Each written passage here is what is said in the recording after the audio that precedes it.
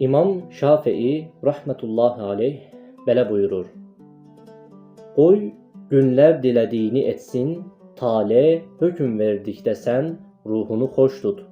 Gecənin getirdiyi bəlalardan sarsılma, çünki dünya hadisələrinin sonu yoxdur, onlar gəldi gedərdir. Dəhşətli anlarda dözümlü bir mərd ol, xislətin bağışlamaq və vəfa olsun.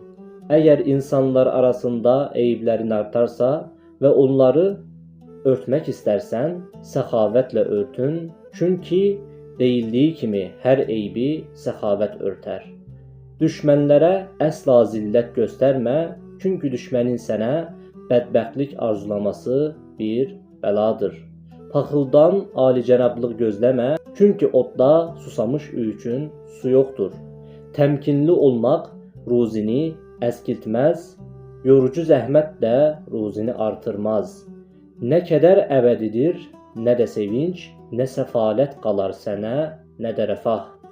Əgər qənaətkar bir qəlbə sahibsənsə, sən dünya malına sahib olanla bərabərsən.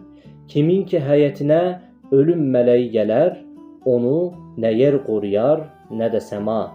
Allahın torpağı genişdir, lakin tale hökmünü verəndə fəza da daralar. Qoy günlər hər an xəyanət etsin, onsuz da ölümün qarşısında heç bir dərman fayda verməz. Bu şeirin ana fikri səbir, təvəkkül və nəfis toxluğudur. İmam Şafii bu misralarla dünya çətinliyi qarşısında əyilməməyi və taleyə qarşı rıza göstərməyi nəsihət edir. Allah'a emanet olun.